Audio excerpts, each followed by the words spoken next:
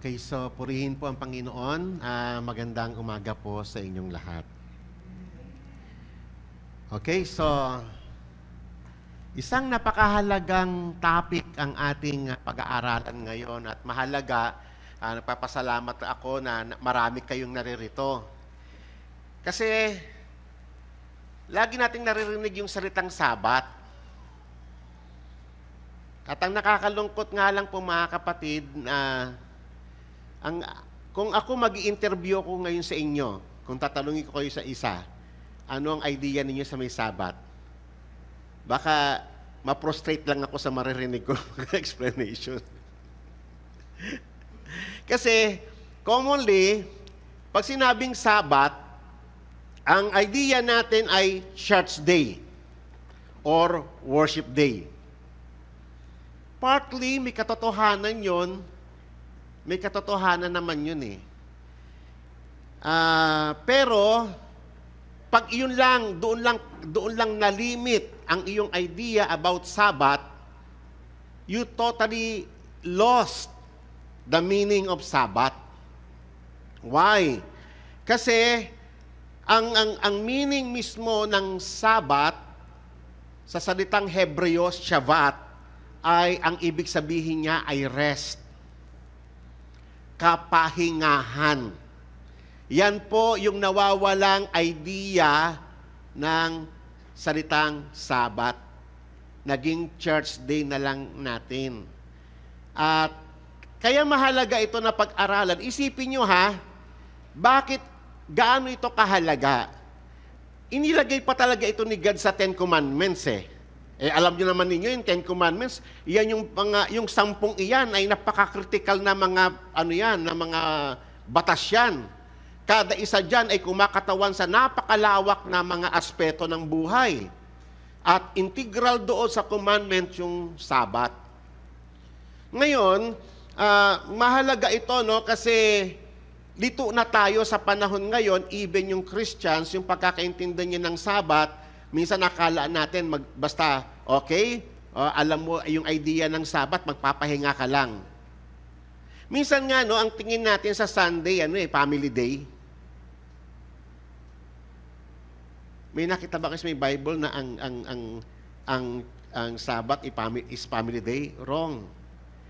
Hindi. Bagamat, may katotohanan, Kasi mahalaga yung family na magtipon-tipon. But it's not family day. It's the Lord's Day. Yan ang tawag natin sa New Testament. It's the Lord's Day. Sa Panginoon ito, tayo ay nagpapahinga not just a cessation from our works. Hindi lamang yung huminto ka sa mga araw-araw mong ginagawa. Kung hindi, ikaw ay magpapahinga. At hindi lang basta pagpapahinga. Ikaw ay magpapahinga sa Panginoon. Ikaw ay magpapahinga sa Kanyang kaligtasan. Ikaw ay magpapahinga sa Kanyang government. Ikaw ay magpapahinga sa Kanyang sovereignty. Ikaw ay magpapahinga sa Kanyang providence. In other words, ang Sabbath is a religious rest. Magpapahinga ka sa idea sa Panginoon, hindi sa sarili mong idea ng kapahingaan. Kasi mamaya, ang pahinga na sa isip mo, punta ako ng Boracay, punta ako ng spa, magpa-pedicure ako, baka ganun yung idea mo ng kapahingaan. So, napakahalaga nito kasi unang-una, controversial ito kasi may mga grupo na magpahanggang ngayon, they observe yung Sabbath faithfully naman, pero every Saturday. Kasi originally yung kung titignan mo sa may calendar ng Jewish, talaga nagfo-fall talaga ang Sabbath doon sa may Sabado. Pero mahalaga na maintindihan mo bakit Sunday. Bakit ang mga Kristiyano ngayon ay nagse-celebrate ng Sabbath Sunday. Tuloy-tuloy pa rin yung idea ng Sabbath yung Old at saka New Testament. Pero ayun pag-uusapan natin mamaya.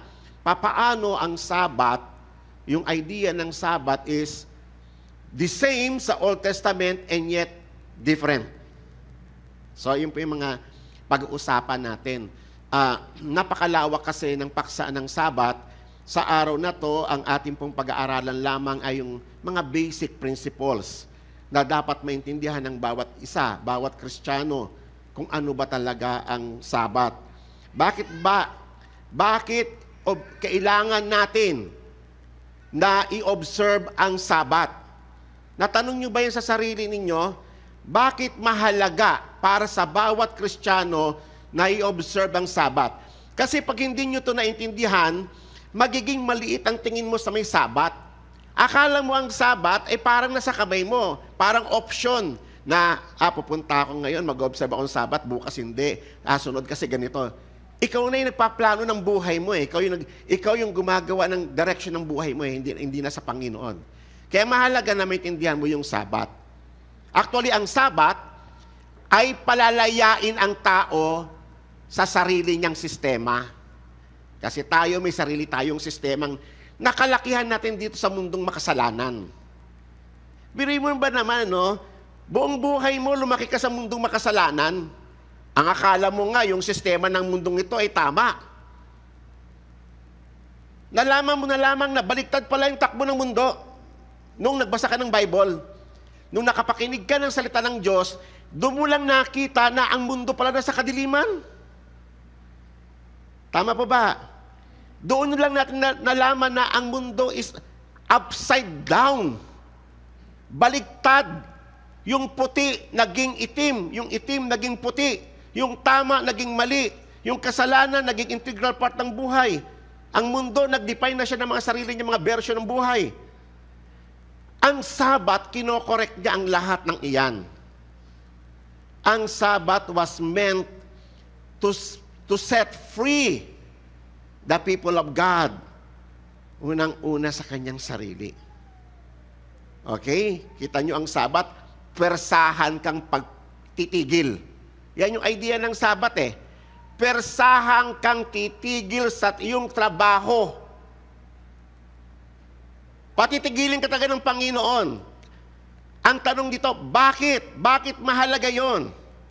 Pag hindi ninyo naintindihan ang principle ni God o yung principle of life, mamamatay na lamang kayo na hindi ninyo matitikman ang Sabat ng Panginoon. At iyan ang pinaka-worst na mangyayari sa inyo. Yung literal na observance natin ng Sabat, meron niyang meaning, may significance yan. At iyon yung mahalaga na maintindihan ninyo. Bakit tayo nagtitipon-tipon every Sabat? At ano yung idea ng kapahingaan sa Panginoon? Kaya sabi ko nga po sa inyo, napakalawak nito, ang Sabat ay isang importanteng aspect ng Christianity. Hindi mo ito po pwedeng baliwalain. Isipin mo bakit kaya sa law ng Panginoon, nung ginawa niya ng law ang Sabat, magpapahinga lahat? Hindi lang ikaw. Hindi lang ikaw magpapahinga, pati servants mo magpapahinga. Pati mga hayop mo magpapahinga. Bakit kaya? Maaaring, alam mo, kung sa humanism mind, sobra naman yun. Bakit naman pati mahalaga ako, nasa church lang ako. Di ba? Ganun kasi, ganun tayo hinubog ng mundo. Ikaw ba, gusto mo habang panahon na ganyan ang kaisipan mo o gusto mong makalaya dyan? Yung Sabat ay tinatag ng Diyos para makalaya yung kanyang nilalang sa sarili niyang konsepto ng buhay. Okay? Ngayon, tignan ninyo, no? Etong verse na to, ito yung kauna-unahang na pagkakataon na makikita nyo yung Sabat.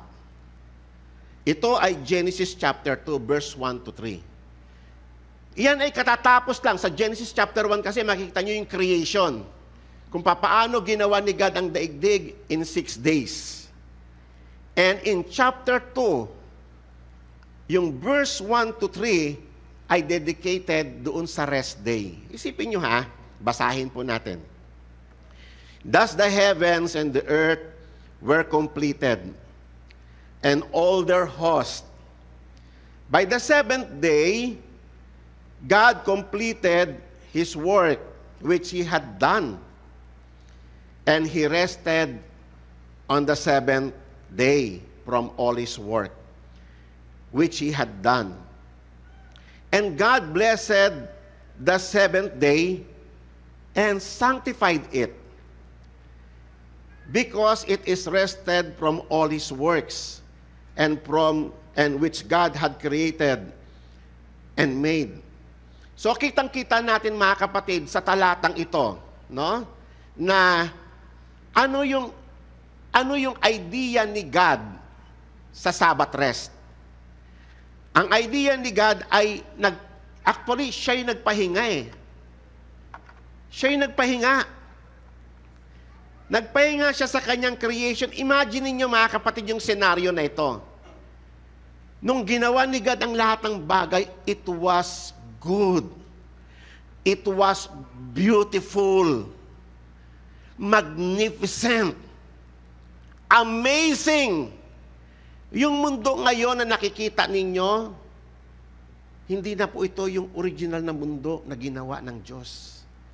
Ang mundong inyong nakikita ng ngayon ay punong-puno na ng kamatayan, kasalanan, sumpa, corruption. Imagine ninyo noon nung wala pang panahon, na wala pang kasalanan. Tignan ninyo yung joy ng Diyos. Ang saya-saya ng triumph God sa kanyang creation. Lahat tumatakbo perfectly. Ang ganda. It was beautiful. Amen. Yung joy ng Diyos. Kaya nga, because of the joy of the triune God, He separated a special day, a unique day. Ang Sabbath is a unique day. It is a special day, separated from the rest of the week. It is exclusively na i-commemorate yung kagalakan ng Diyos sa kanyang pagkakalikha ng lahat ng bagay. Everything was perfect. Walang corruption, walang sin. Tatandaan ninyo, ang sin was not part of the original creation. Ang nakikita ninyo na curse and death is the product of the fall of man. Product ng pagbagsak ng tao sa kasalanan. So, kaya nga mga kapatid, ang makikita ninyo na si God ang nag-set nung pattern ng creation. 6 days of work plus 1 day of rest. Parang pag sinunod mo yan, nire-reflect mo yung pagkakalikha ng Diyos. Paano siya nagtrabaho? 6 day and 1 day nag-rest siya, and He blessed that day, He sanctified that day, He made it holy. So ikaw, pag nag-observe ka noon, ikaw din, yung blessing, yung sanctification, yung holiness, ay sasa iyo rin. Kasi iyon yung pattern eh. The pattern of the whole creation. Lahat, excuse me, tatandaan ninyo, ang Diyos, hindi niya lang basta ginawa ang langit at lupa, and then iniwan niya na ganon. Hindi po ganon yon. Ang Diyos, He sustained His creation. And He governs the affairs of the creation. Nagkakaintindihan tayo? Nilikha niya, sinusustain niya araw-araw, siya yung nagpapasikat ng araw, siya yung nagbibigay ng hangin, siya yung nagbibigay ng refreshment sa earth, siya yung nagpapatubo ng mga puno, yung mga lahat ng kakailangan natin para maging sustainable ang earth. Galing lahat sa Diyos yun. Kung si God kinatop niya ang sarili niya, wala nang sustenance ang earth, we will all die. Dapat na buhay tayong lahat because God sustains the earth. At hindi lang yon. Hindi lamang na sinusustain ni God ng earth. Ang buong universe, Precise ang mga distances ng mga planets, ng mga galaxies. Yung atmosphere na ating nilalanghap araw-araw is precise. Nakapine-tuning ang lahat ng bagay. It is because God sustains the whole universe.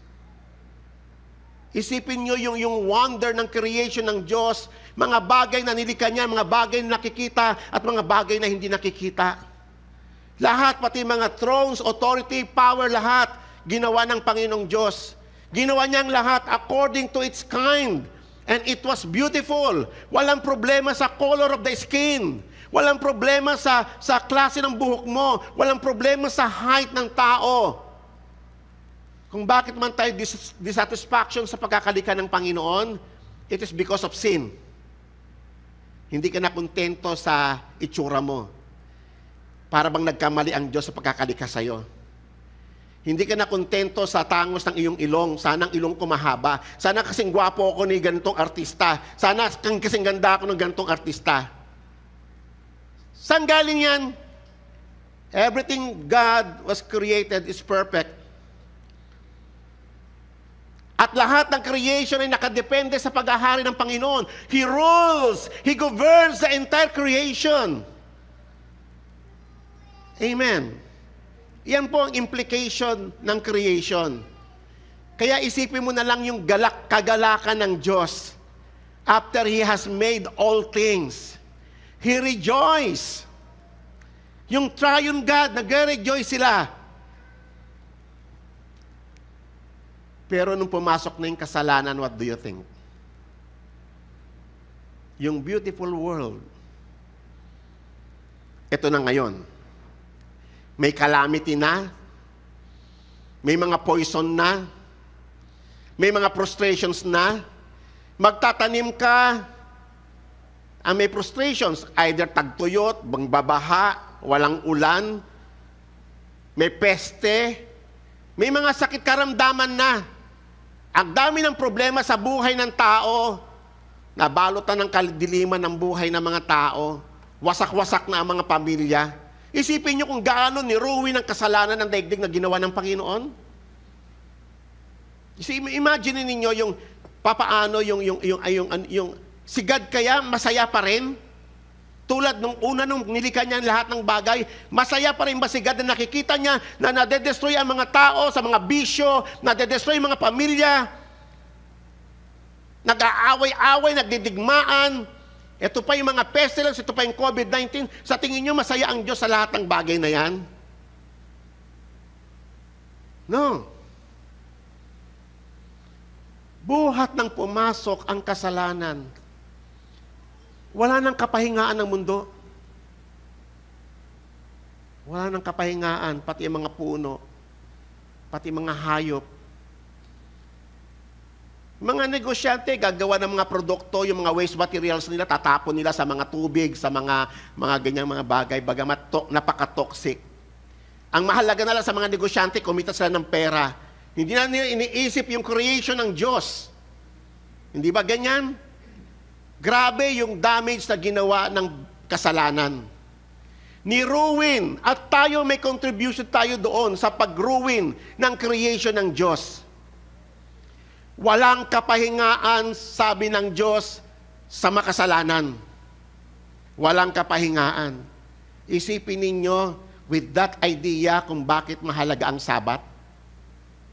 Kaya kung idea ninyo sa may Sabat ay church day only or worship only, at nawala yung idea ng rest, you are totally lost.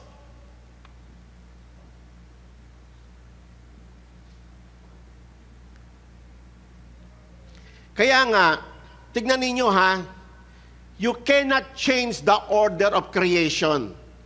You cannot change yung pattern of creation na 6 plus 1 day equals 1 week.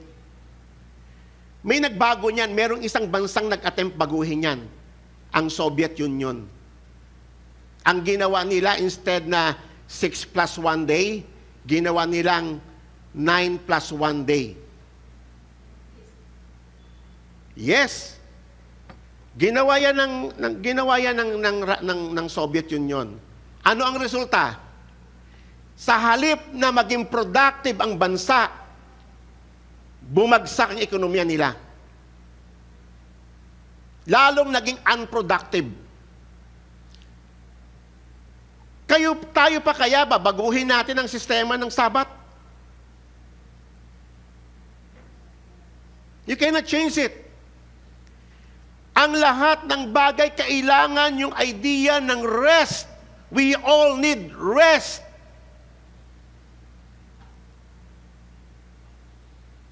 Amen. Kaya yung pag-deny sa observance ng Sabat, ay dinideny mo yung need mo, kailangan mo ng rest ng Diyos. Kaya kasama sa programa ng Diyos ang kapahingaan. Kailangan nyo ba ang kapahingaan? Tignan ninyo kung gaano kalawak ang scope ng kapahingaan. Hindi lamang physical rest eh. How about mental rest? How about emotional rest? How about social rest? Di ba?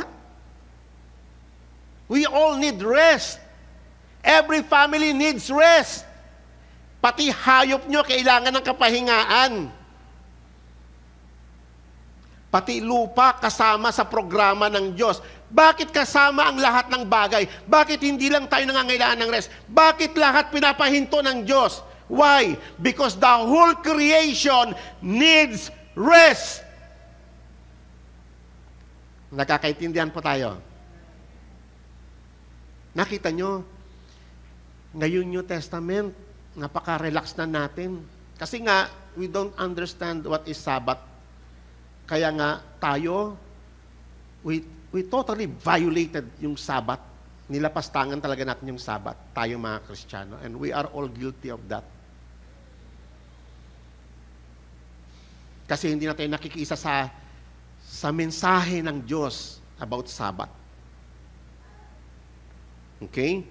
So, kaya nga, sa history, ito po ay starting lamang. So, in-unfold ni God yung Sabbath unti-unti in the course of time and history. Unti-unti ang kanyang revelation, yung unfolding ng significance ng Sabbath and hanggang sa resurrection ni Jesus Christ. So mahaba itong ating topic, hindi natin kayang i-discuss to today, kaya abangan po ninyo yung mga Pero sa ngayon, matatalakay natin yung mga basic, mahahalagang mga aspeto ng Sabbath. So ngayon, tatandaan po natin, Sabbath originally was the seventh day. The seventh day of the creation week. Sabbath established the natural pattern. It is a natural pattern. Pati mga workers ninyo, magpapahinga rin sila. Huwag nyo silang pagtrabahuin ng pagtrabahuin. Pagpahingain nyo rin sila. Utos ng Diyos. Kailangan din nila ang rest. Kung yung hayop nga, kailangan ng rest eh. Yung tao pa kaya. Kailangan din nila ng time nila para sila ay makapakinig din ng salita ng Panginoon at maunawaan din yung salita ng Panginoon. Okay? So, in-establish ng Sabbath yung natural pattern of man's life for work and rest. 6 days of work and 1 day of rest. It is the pattern of the creation. Sabihin nga po ninyo, pattern of creation. Yan. Mahalaga yan kasi hindi ninyo maintindihan ang Sabbath kapag hindi ninyo alam na si God ay nagsiset ng pattern. May pattern. At iyang pattern na yan ay patuloy na iinog yan every week hanggang sa final day, hanggang sa pagbabalik ng Panginoong Diyos, ng Panginoong Jesus, which is the ultimate Sabbath. The climax, the very apex, the main goal of Sabbath ay yung pagbabalik ng Panginoong Jesus. Okay. So ngayon, there was no record of Sabbath observance. Though it was recorded in the book of Genesis chapter 2, after God created everything, sinabi niya, pinagpala niya yung Sabbath. He separated it, and He blessed it, and He sanctified it, and He made it holy. But there is no provisions na i-implement sa creation yung Sabbath observance until this passage, Exodus chapter 16. Alam naman natin yung pagitan dyan, ano? From Genesis 2 hanggang Exodus 16. Ang daming pangyayaring nangyari dyan. Hindi po ba? So, after nung binigay yon, anong unang nangyari? Nare-recall ninyo? Nagkasala yung tao. And then, lumala yung kasalanan ng tao. Hanggang sa pagdating sa Genesis 6, ginunaw na ni God ang unang daigdig. Ang na-spare na lang ay si Noah at saka yung mga hayop na pinili ng Panginoon. And then, dumami uli yung lahi ni Noah, pero nandoon pa rin yung kasalanan, nag-multiply pa rin, hanggang si Abraham na. Si Abraham ay nagkaroon ng mga anak, hanggang sa yung anak niyang si Jacob ay naging isang bansa.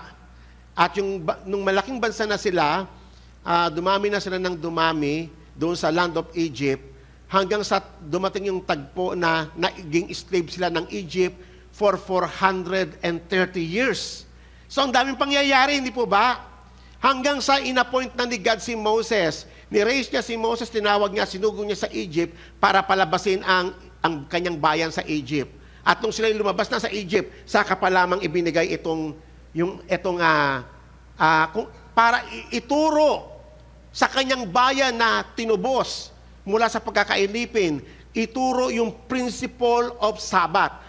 How Sabbath works as a principle of life. Okay? Kung titignan mo nga yung time frame from Adam until Moses, 2,433 years. Almost 2,500 years approximately. Ganon, kalayo yung distance bago ibinigay yung Sabat para ituro. Kasi nga, isipin mo nga naman, ang Israel nung sila nasa Egypt, nung prior na napunta sila ng Egypt, of course, ang Israel kasi may sarili silang culture. Culture na tinuro ng Panginoon, it is a godly culture. It was a heavenly culture. Kaya lang nung pumasok na yung kasalanan, nung sila ay naging slave na ng Egypt, halos nabura na yung culture na yon. Napalitan iyon ng Egyptian culture, evil culture. Nasanay na sila doon sa sistema ng Egypt, na-adapt na rin nila sa sarili nila yon. And then, so ngayon, nung tinawag sila ng Panginoon, tuturuan sila ng Panginoon. Tuturuan sila ng Panginoon. Ang magiging goal ng Diyos, isipin mo ha, parang tayo rin, ipinanganak ka sa mundong ito. Taglay-taglay natin yung sistema ng mundo. Maraming mali doon. Sabi ko nga sa inyo, ang mundo, baliktad eh. Biruin mo, babalik rin uli ng Diyos sa buhay natin. Tama, nagkakaintindihan tayo? Kaya nga may pagbabago eh. Bakit ka kailangan baguhin? Kasi mali nga eh. So, babaguhin ng Panginoon. So, nung ikaw dati na sa mundo ka nakabaliktad dyan, igaganyan niya ng Panginoon. So, ganyan ang ginawa ng Panginoon Diyos dito sa Israel. After nung tinubos niya sila sa Egypt, after nung niligtas niya sila, unti-unti niyang itatama yung sistema, yung maling sistema na nakalakihan nila sa Egypt. Ngayon, this is pertaining to life. How life works. Of course, kayo, may mga prior nung kayo'y tinawag ng Panginoon, may mga diskarte na kayo ng buhay eh. Tama po ba?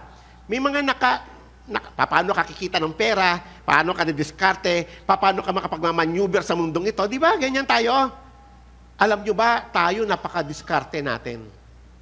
Tayo yung mga taong maabilidad. Okay? Di ba?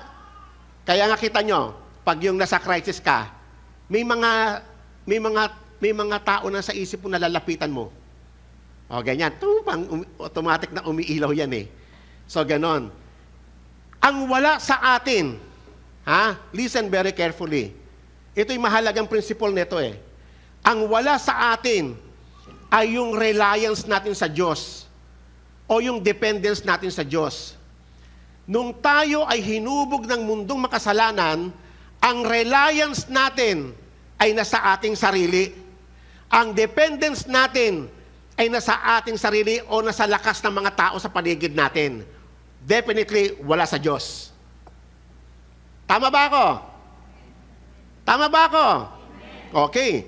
So ngayon, tuturuan sila ng Diyos na papaano sila aasa sa Diyos.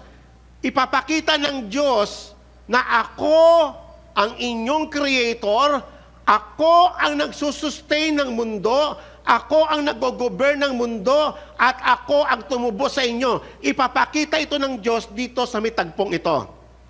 Yang Exodus chapter 16, yan ay account na kung saan yung manna from heaven, bread from heaven, ay bumaba sa lupa. Nagbigay ang Diyos, isipin nyo ang senaryo. Ang Israel, nung hinango sila sa Egypt, dumaan sila sa wilderness at nag-stay sila doon for 40 years. Alam nyo ba ang wilderness? Disyerto. Walang puno, walang market, walang tubig, wala lahat. Napakainit na lugar. Hindi ka po pwede magtanim. Hindi ka po pwede maghukay ng tubig, ng balon. Wala ka mahuhukay doon. Tuyong-tuyo yon. It is a dry, arid place. Yan ang wilderness. Nandoon sila. Ngayon, i-reveal ng Diyos yung sarili niya kung sino yung Diyos na sinasamba nila. Magpapakilala ang Diyos. Parang sa atin. Alam niyo mga kapatid, ang Diyos nagpapakilala sa atin. Gusto niyo ba makilala ang Diyos? Pero pag nagpakilala ba ang Diyos, susunod kayo sa Kanya. Tatandaan nyo, pag nagpakilala ang Diyos, ay meron kang tatalikuran. Merong kapalit yun. Pag nagpakilala ang Diyos, so yung luma mong nakalakihan, isasantabi mo na, at ito na. Ang Diyos ay nagpapakilala, papaano siya nag-rule sa universe. Kaya nung binigay niya ito, yung principle, papaano yung Sabat ay nag-ooperate doon sa papaano yung provisions ng Diyos. Kayo ba ay naniniwala na ang Diyos ang nagbibigay ng ating pagkain araw-araw? Bagamat may trabaho kayo, sino ang nagbigay ng trabaho ninyo? Sino ang nagbigay ng lakas sa inyo para makapagtrabaho kayo? At hindi lang yon, sino nagbigay ng abilidad sa inyo para kayo makapagtrabaho? Lahat ng iyan ay galing sa Diyos. Pati yung employer na, yung mga co-employee mo, lahat yan, provisions ng Diyos lahat dito. Walang bagay na hindi governed by God. Because He owns all things. Okay? And you have to understand that. Ngayon, then the Lord said to Moses, "Behold, I will rain bread from heaven." Wow! Tinapay? Biro mo kasi walang store doon eh. Walang bilihan ng arena doon. Diba? Ngayon, special yung nila, yung tinapay nila, galing pa ng langit. Gusto niyo ba yun, mga kapatid? Actually, natikman nyo na yun. Pero some other day, pag-uusapan natin yun. Okay.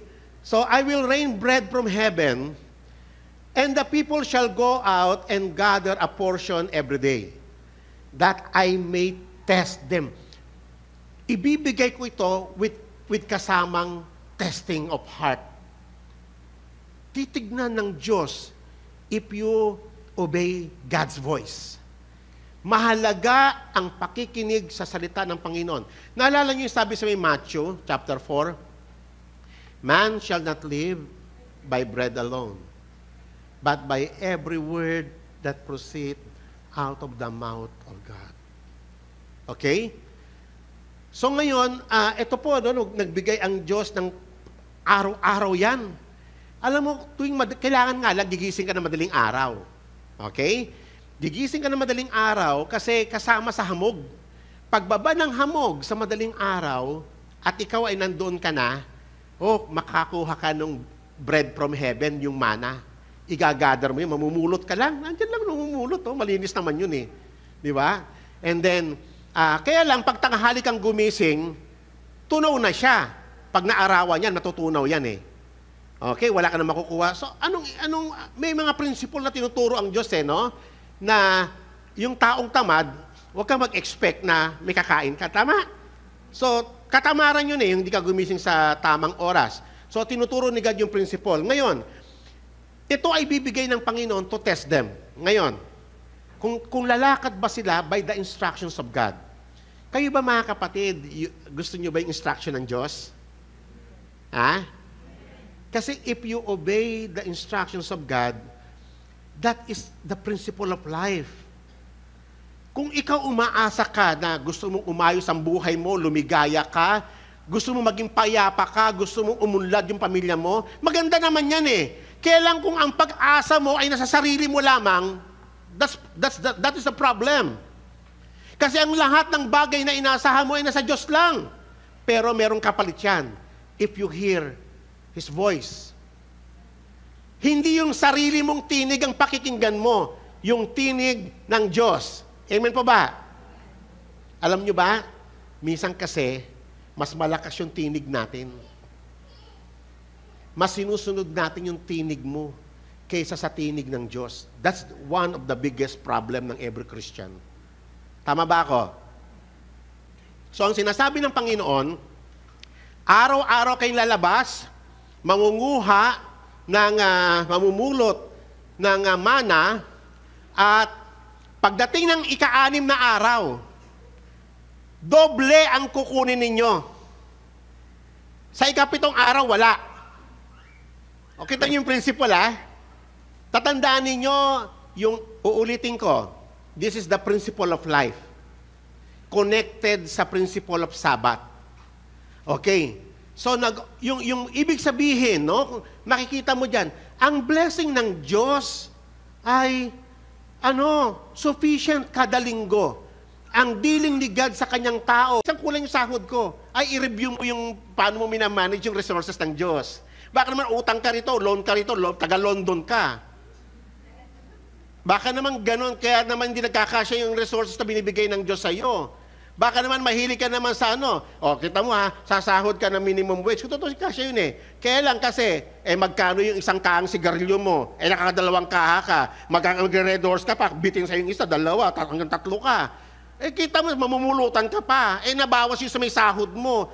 Paano yung pamilya mo? Buti ka pa kayo, pulutan ninyo, adobong manok, yung anak mo, katakam-takam na yung anak mo sa adobo. Nangyari yan kasi, kaya ko ito sinasabi, nangyayari ito. Nagluluto yung tatay, yung pulutan pala yun, yung anak tuwang-tuwa kasi adobong bango Nung kakain na binigyan lang sila ng sardinas, pulutan nila yung adobong manok. Kita nyo kung gaano katindi yung kasalanan na dinamage niya yung tao? Okay? Nagkakaintindihan tayo? Kaya, mahalaga itong ating pinag-aaralan, Uulitin ko, ang Sabat ay pinapalaya ng Diyos ang tao sa sarili niyang kasalanan. Pinapalaya tayo sa sarili nating pamamaraan na nakalakihan natin sa mundong makasalanan. Mali Maliban na lang na matapos yung mapakinggan na mensaheng ito, magpapatuloy pa rin kayo sa mali yung sistema. Yun nga yan, bagsak kayo doon sa sinasabi ng Panginoon. Ibibigay ko to test them that kung papakinggan nilang tinig ko o hindi. Kaya dyan, kayo mismo magte-test niyan. Pag-uwi nyo mamaya, nakinig ba ako sa Diyos o nakinig ako sa sarili ko? Mamaya mag-review kayo pag-uwi ninyo. Kung papakinggan ninyo yung tinig ng Panginoon, this is the Word of God. Amen po ba? Tinuturuan tayo ng Diyos na yung principle of life, how life works. Kasi siya ang nagpo-provide ng pagkain. Araw-araw, siya nagbibigay ng hininga natin, ng lakas natin, lahat sa buhay natin. Siya yun. Amen. And we have to recognize that. Kaya nga, ang problem dito, kino-correct ni God yung ating pagiging self-reliant. yung ating pagiging self-dependent. Sa halip na mag-rely ka sa sarili mo, sa halip na maging dependent ka sa sarili mo, sa Diyos ka magiging dependent, sa Kanya ka mag-rely ng buhay mo. Di ba? Sa Kanya mo iaasa lahat ng concern mo sa buhay. For God cares for you. Amen. Nararamdaman ba ninyo yun, ang Diyos nagkikira sa inyo? Okay. So ngayon, ano ang tinuturo dito? Kung babasahin ninyo yung Exodus chapter 16, ano yung principle na tinuturo ni God? Yung principle of life in connection with Sabbath. So, kaya nga, si God, yung provisions niya, binibigay niya for the whole week. Ang biyaya ng Diyos, eksakto yon for 1 week. Hindi nagkukulang ang Diyos. Kahit nga yung fallen world, nagpo-provide pa rin siya eh. Kahit na sinful yan eh. How much more kayo pa na mga tinubos ng Panginoon? Amen po ba? So, i-manage lang natin, tanggalin natin yung mga kapritso natin. Minsan, kakaunti lang sahod, bibili ka ng magandang cellphone. Bakit hindi ka makapaghintay? Amen? Kinakailangan, naka-braces ka, kailangan naka-reband ka, ang daming sobrang pressure. Hindi ko sinasabing masama lahat yun, ha? Pero minsan nagko-complain kasi tayo sa buhay na kulang yung provisions ng Diyos, where in fact, hindi naman kulang. Mali lang yung ating management sa mga resources ng Diyos. Baka ma-misinterpret nyo ako, si Pastor Jess, tutulong siya sa reband. Hindi po! Gusto niyo po, i-refer ko po kay Sister Nancy, meron po siyang rebanding dito. May manicure, pedicure din po tayo rito. Wala pa akong tutulong sa mga makeup o ano pa man dyan. Ang pinag-uusapan po natin dito, sapat ang biyaya ng Diyos sa isang linggo. Sapat po yun. Okay, so ina-establish ng Sabbath yung natural pattern sa buhay ng tao. Okay, so nakita nyo, no? Paano nagwo-work? Sa creation pattern, plus yung Sabbath, yung provisions ng Diyos. And then, Sabbath is a regular break with time and world.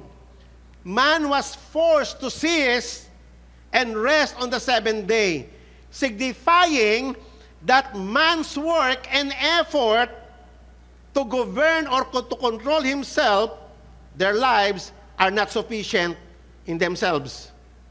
Kulang. Amen? Yun ang kulang. Kaya kailangan natin si God. Siya yung pumupuno sa pagkukulang ng tao. Okay?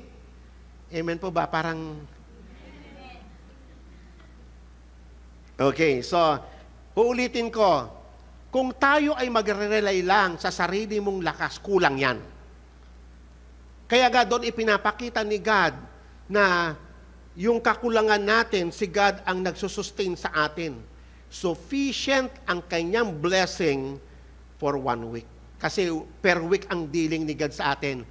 Hanggang kailan yan? Hanggang sa pagbabalik ni Christ.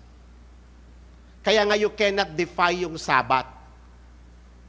Yung Sabbath observance mo, yung literal na Sabbath observance, actually napakalawak ng Sabbath, tatalakayin natin sa mga sunod na linggo. Napakalawak ng Sabbath. Pero itong simpleng Sabbath na to ay punong-puno na ng meaning. Okay? At iyon yung kinakailangan matapos natin this day. Kaya nga, kung tayo po ay mag-extend ng time, pasensyahan nyo na po ako, ha? Okay.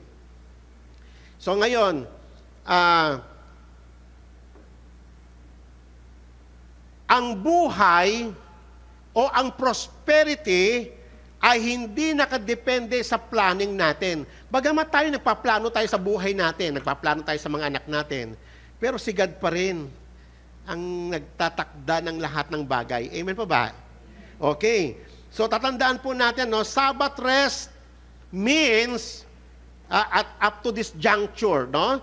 Sabbath rest means confidence in God's work and reliance on His providence. At this juncture, yun pa lang ang nakikita nating message ng Panginoon sa may Sabbath. Na magkaroon tayo ng confidence na yung sufficient, yung mga provisions ng Diyos sufficient yung kanyang paghahari sa atin. Okay? So, at tayo, dapat hindi tayo nag-rely sa sarili lang nating lakas, nag-rely tayo sa sovereignty ng ating Diyos.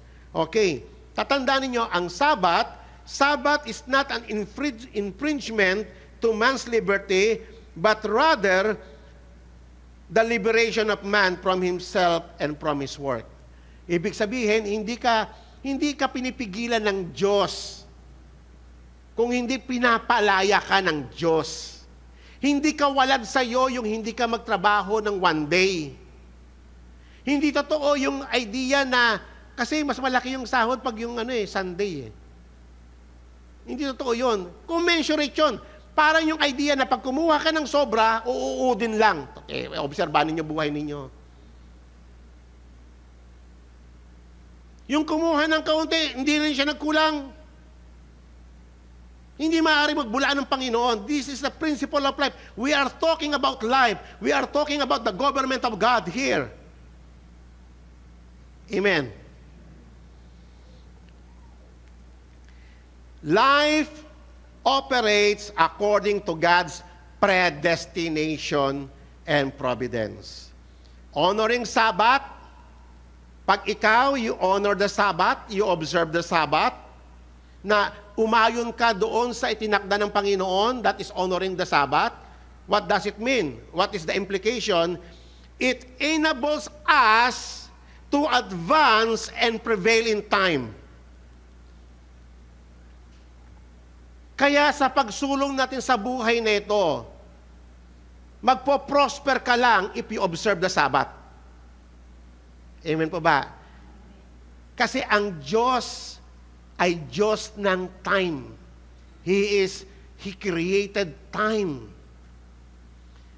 Ang Sabbath ay nasa time frame ng Panginoon. Yung 6 day plus 1 day, we are talking about time. And God is the God of time. Kaya kung gusto niyo mag-progress, kung gusto niyo maging successful, observe mo yung Sabbath. Amen po ba? Okay. So, marami pa tayong di-discuss. Ngayon, eto na. Kanina, Genesis chapter 2, the original Sabbath. Exodus 16, yung revelation ng manna in connection sa provision. And then now, this time, after na matutunan nila yung lesson doon sa may Exodus 16, now we are now in Exodus chapter 20. Nasa wilderness pa rin sila. This time, nasa may Mount Sinai na sila. Okay? So, of course, taken for granted yung naranasan nila yung pagtuturo ni God sa Exodus chapter 16. How principle life, paano nag-work ang life, as a principle of Sabbath. Okay, ngayon ibinigay na sa yung 10 Commandments. At ganito ang pagkakasabi sa 10 Commandments. Remember the Sabbath day to keep it holy, and that is our responsibility. We have to keep the Sabbath holy. Pag hindi mo in-honor ang Sabbath, pag binaliwala mo yung instruction na to, you are dishonoring God. You are dishonoring the order of creation. Wala kang future. Kasi ang time ay pagmamay-ari ng Panginoon. Remember the Sabbath to keep it holy. 6 days you shall labor and do all your work. Magplantsa ka na, maglaba ka na, magkula ka na, gawin mo na, pedicure ka na lahat, pero huwag yung Sunday. Sunday is the Lord's day. Amen. Okay lang pa naman Sunday, doon ka maglalaba. Ano ba naman yan? Hindi pa abuti mo ng Monday. Amen.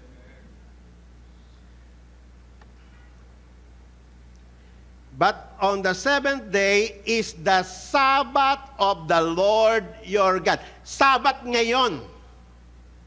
Kaya nga tama lang sa New Testament tawagin siyang the Lord's Day. Hindi natin yung day. Hindi yan Father's Day or Mother's Day. It's the Lord's Day. Madalas kami magbiro ng aking anak eh. Oh, Father's Day ngayon, Mother's Day ngayon. Dad, the Lord's Day ngayon. Amen. Inaano lang natin, ikino-connect lang natin. But definitely, basically, it's the Lord's Day. It's not a family day. Bagamat, nagkakaroon tayo ng opportunity to gather sa family on the Lord's Day. But huwag niyo kakalimutan, it's the Lord's Day. It's Sabbath day. It's rest day. Huwag niyo kakalimutan yon kasi yun ang main idea. But on the seventh day is a Sabbath of the Lord your God. In it you shall not do any work, you and your son and your daughter, your male and your female servant. O, yan, yung may mga servants dyan. Ilang araw nagtatrabaho ang mga servants ninyo? May kapahingaan ba sila? Pinagpapahingaan nyo ba sila? Meron ba silang isang araw na off? Kailangan nila yon. You cannot defy it. Amen. Otherwise, you are guilty of this commandment. Your male and your female servant, your cattle or your sojourner who stays with you. For in 6 days, the Lord made the heavens. So ito yung reference ng Sabbath nila. For the Lord, ni-recall yung creation, yung Genesis chapter 2. For in 6 days, the Lord made the heavens and the earth and the sea and all that is in them, and He rested on the seventh day. Therefore, He blessed the Sabbath day and made it holy. Gusto niyo bang pagpalain kayo ng Diyos?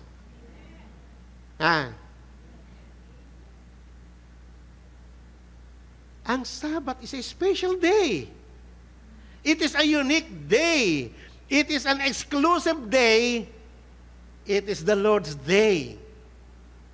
And that is a blessed day. And He sanctify us every Sabbath day. Amen po ba? Importante yan no? Kailangan balikan natin, tayo bumabalik sa elementary principles hanggang sa papunta tayo sa mga higher truths ng Sabbath. Pero hindi natin maintindihan yung higher truths ng Sabbath kung hindi tayo babalik sa basic principle na ano yung tinuturo ni God saan na to. So, ibig sabihin ng Sabbath is an important aspect sa buhay ng Kristiyano at tayo ay binabalik ng Panginoon kung gaano kaimportante sa Kanya ang redemption ng buong creation. Okay, tatandaan yung makalimutan kanina nung ginawa ni God ang mundo, it was beautiful. He rejoiced, he was delighted on it. Pero nung pumasok ang kasalanan, everything was ruined. Nawalan na ng rest. Noon, design ni God, magpapahinga lahat. Pati mga hayop, buong creation papahinga. Nung pumasok ang kasalanan, wala ng rest. Kaya ito, ibinigay uli ang batas na ito. To remind ang mga tao na mahalaga ang Sabbath and He will redeem the whole creation. Okay? Ang idea ni God ng Sabbath ay ibabalik uli sa buong creation yung kapahingaan. Take note of that. That is the main goal of the Sabbath. Ibabalik yung rest na nawala. Yung rest na ninakaw ng kasalanan, dinamage ng kasalanan. Ibabalik uli yun, yung rest na yon sa buong creation. Starting with us. Amen. Kaya nga kung hindi tayo makikiisa doon sa idea ni God ng Sabbath rest, ano ang hope ng Sabbath rest ng mga tao connected sa iyo?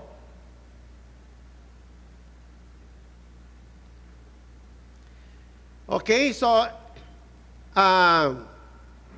lalo na po sa panahon ngayon, imagine nyo, nung ibinigay itong batas na ito, nasa wilderness pa sila, Wala pang ganong activities noon. Amen? Wala pang mall noon. Nasa wilderness na sila Wala silang mapapasyalan noon dyan.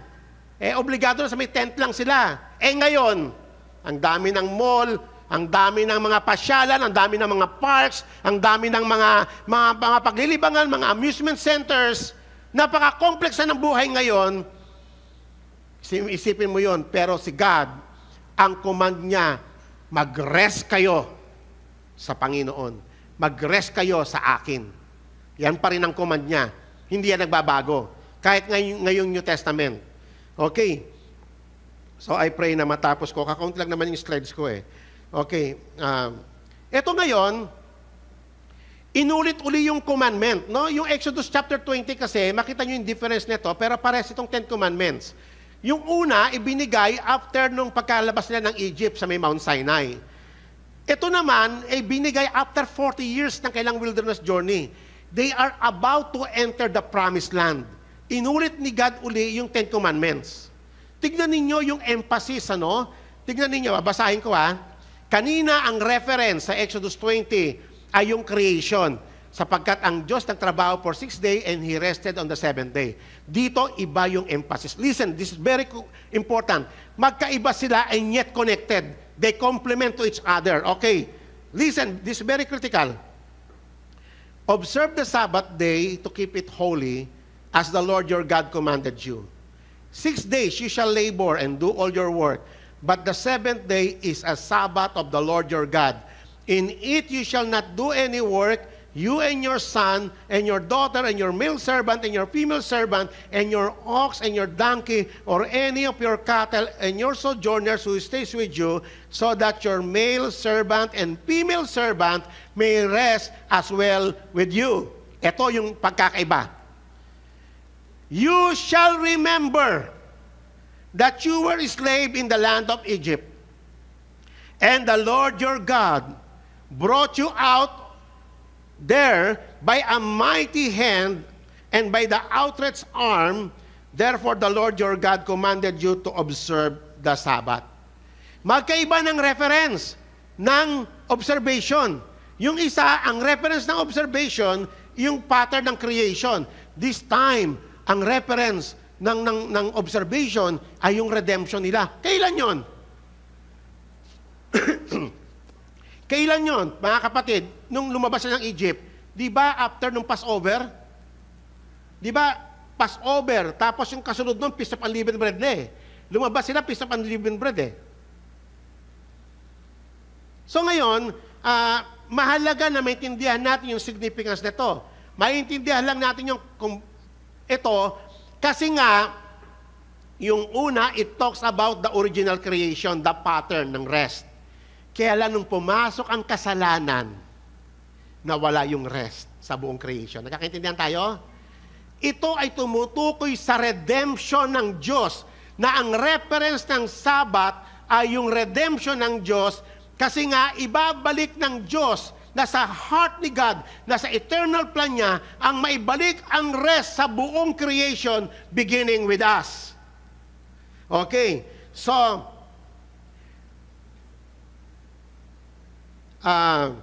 there had been no Sabbath observant until Sinai, until the first Passover, which was established as the pattern at Sinai. So bakit ngayon ibinibigay ito? Bakit pinapa-observe ngayon? Because God delivered them. God gave them a new meaning to Sabbath. This time, it represents redemption.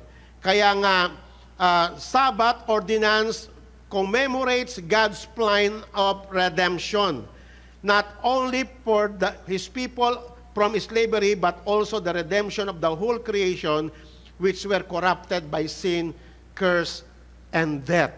Okay, so nakita ninyo no, yung connection ng Sabbath. So magtatrabaho, kaya nga sa New Testament, no wonder, yung regular Sabbath kasi ay, di ba, 6 tapos plus 1 day. On the 8th day, sa another week, yung 8th day na tinalaki natin dito, yun yung panibagong Sabbath na in-establish ng Panginoon. Ang 8th day natin ay nag-start nung resurrection ni Jesus Christ.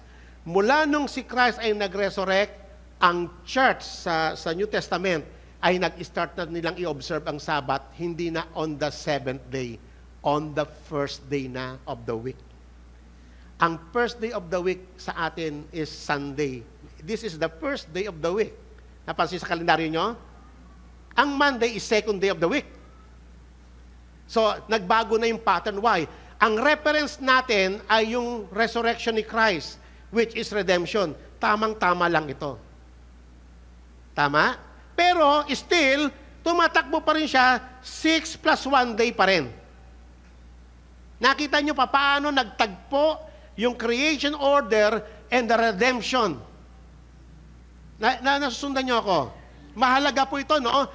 Nagko-connect lahat, pati yung provisions ng Diyos, yung creation order, yung redemption, tumatakbo lahat siya intact. Walang natanggal. Amen. Okay. Kaya mahalaga ang redemption. Why? Kasi heart ni God ang redemption of the whole creation. Beginning with us.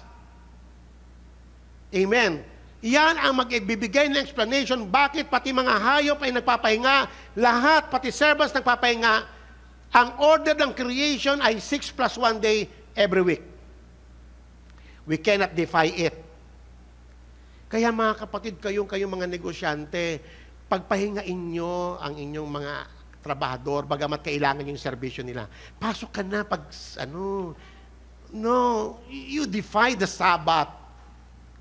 Sorry po mga kapatid nating negosyante rito. Pero ito nga yung testing Sinong papakinggan mo, ang Diyos o yung sarili mong diskarte? So dito sa may Sabat, kasama rito, tinuturuan tayo ng Diyos na maging reliant tayo sa Kanyang tinig. Maging dependent tayo. Man shall live by every word that proceed out of the mouth of God. Okay?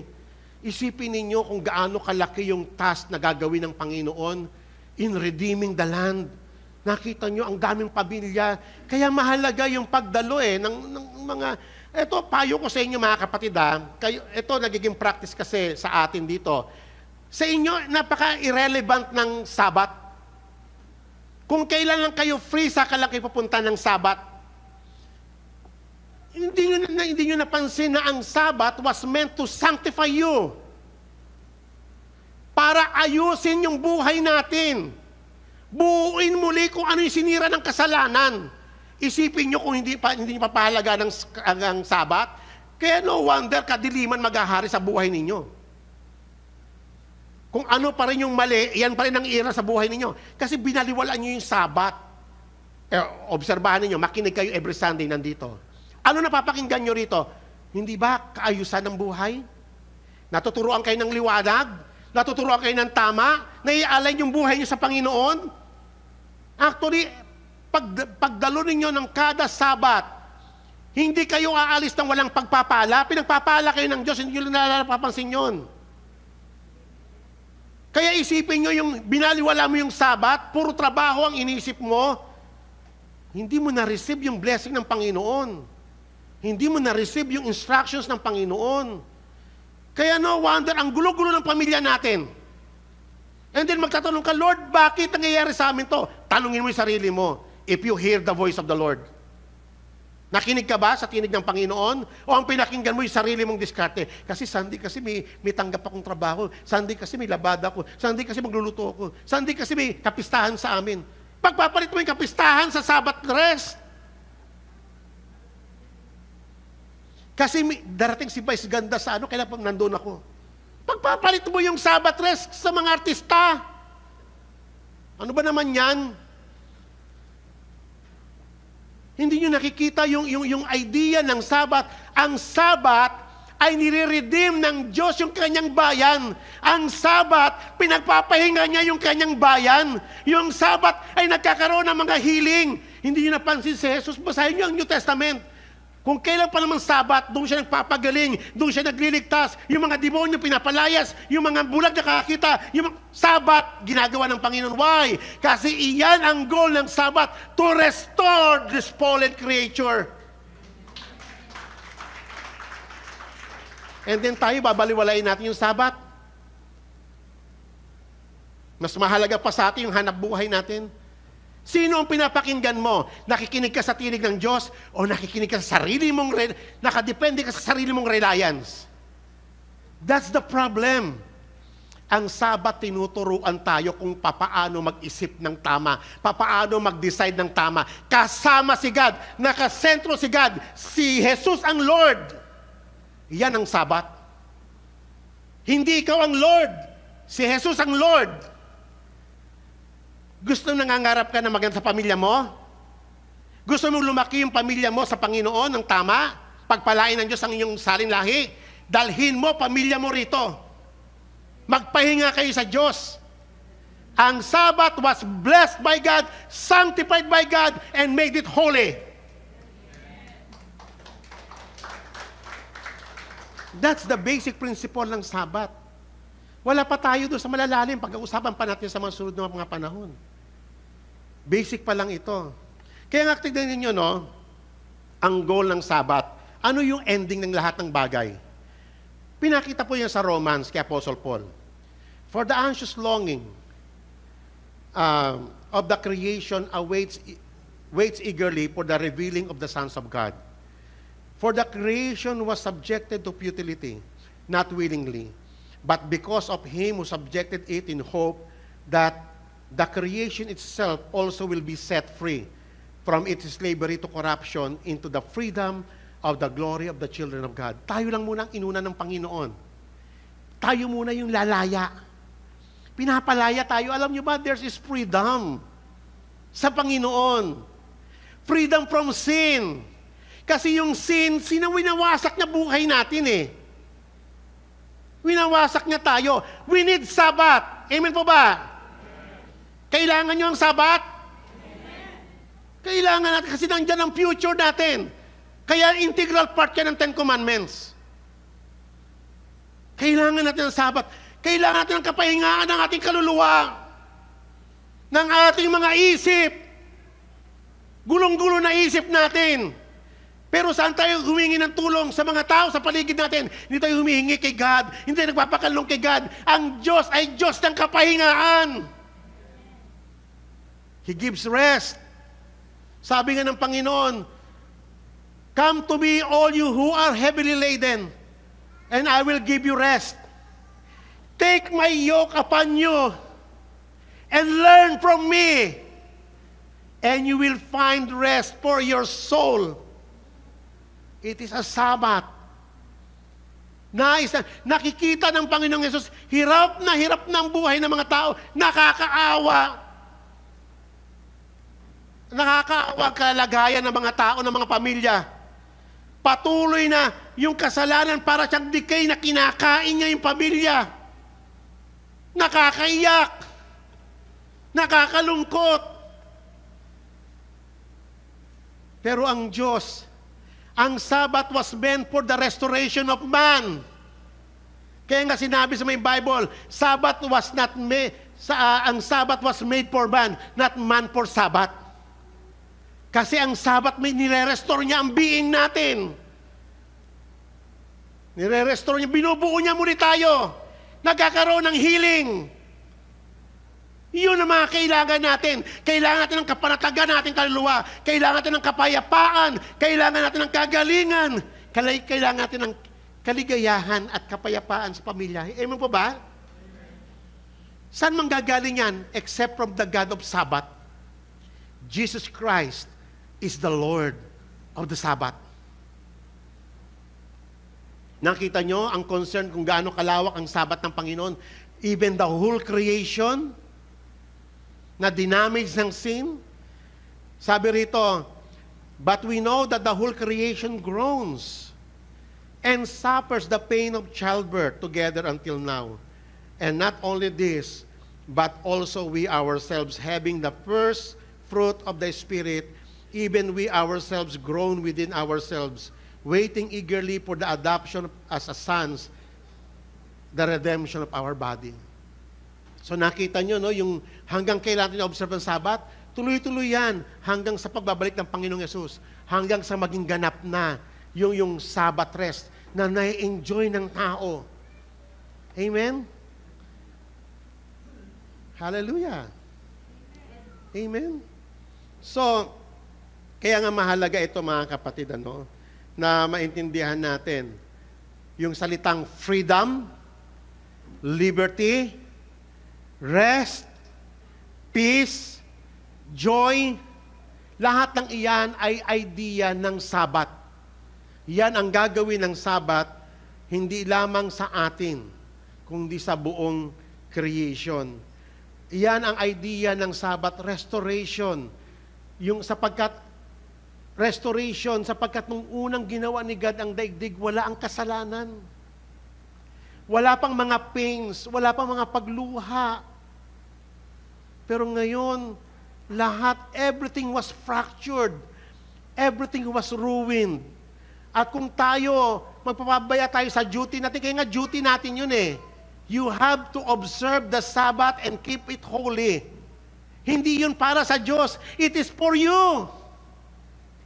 Because Sabbath was made for us to set us free, to restore us, to restore our family, upang ibalik uli yung kagalakan sa tahanan. Kasi yung kasalanan, sinira niya ang lahat pati yung halakhak sa loob ng tahanan. Nawala ang kapayapaan. Sa halip kadiliman, wala na silang makita. Alam niyo ba pag bumalot ng kadiliman sa bahay? Alam niyo ba kung anong epekto niyan? Wala ka nang makitang pag-asa. Hindi mo na makita si God. Hindi mo na makita. Para bang ang gusto mo na lamang escape. Gusto mo lang tapusin ang lahat kasi wala kang makitang pag-asa eh. Pero kung alam mo yung salitang Sabbath rest, punong-puno yan ng pag-asa. Mabubuhay ang lahat. Nakita niyong ginawa ng Panginoon sa mga patay na buhay, bulag nakakita, bingi nakarinig. Yan ang trabaho ng Sabbath. To restore man. The whole creation. Pabalik sa original order ng Panginoon at mas glorious pa. Amen po ba? So, ihihinto ko muna rito yung aking paksa sapagkat napakalawak pa po nito. And I pray na somehow meron tayong natutunan. Amen po ba? Purihin ang Panginoon, palakpakan po natin ang Panginoon.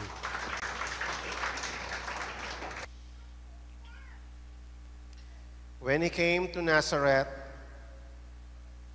where He had been brought up, and as was His custom to enter the synagogue on the Sabbath, and He stood up to read.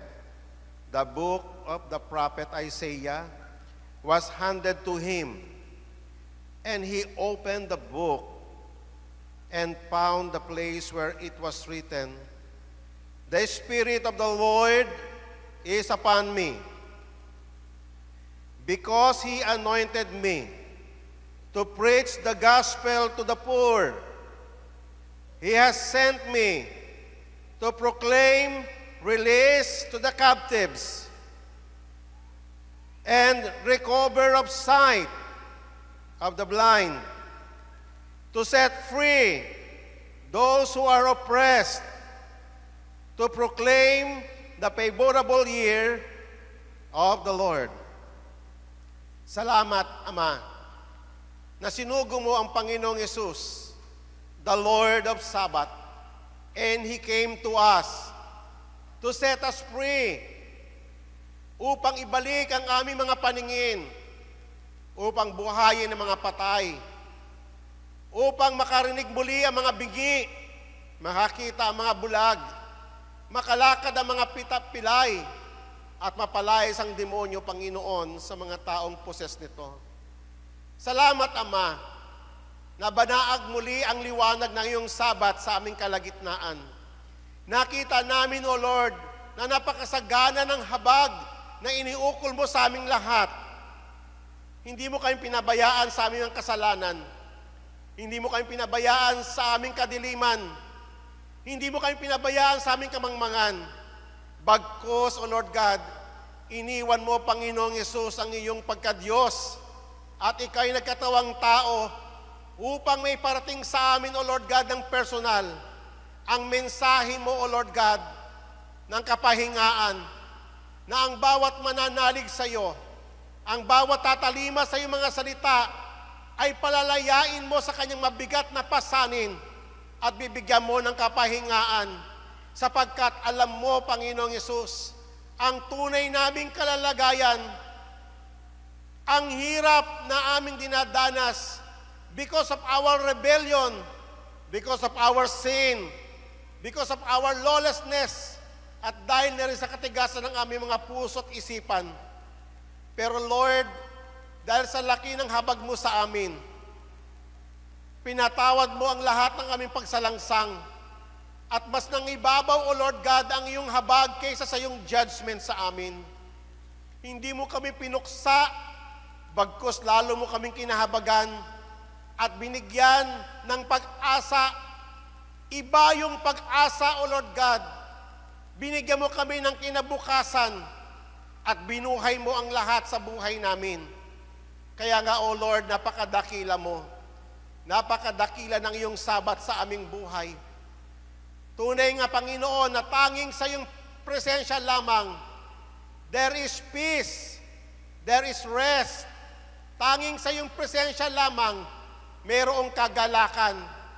Kaya nga, Panginoon, dalangin namin, O Lord of Sabaoth, maghari ka sa aming mga buhay. Maghari ka sa aming pamilya. Maghari ka, O Lord God, sa aming mga anak. Maghari ka sa bawat mag-asawa. Maghari ka, Panginoon, sa bayang Ilagan, sa probinsya ng Isabela, sa buong Pilipinas, at sa buong mundo. Lord, kailangan namin, O Lord, ang iyong paghahari because you are the Lord of Sabaoth. At ikaw lang ang makapagdadala, O Lord God, ng kapahingaan sapagkat pagagalingin mo ang lahat ng aming mga sugat na nilikha ng aming pagsalangsang. Lord, sa iyong mga kamay, there is restoration, there is peace, and the ultimate consequence, O Lord, ng iyong trabaho sa amin is joy, everlasting joy in your presence. Salamat, Ama, sa iyong ebanghelyo.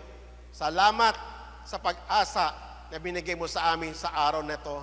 Salamat at muling sumilay ang liwanag mo sa aming mga puso.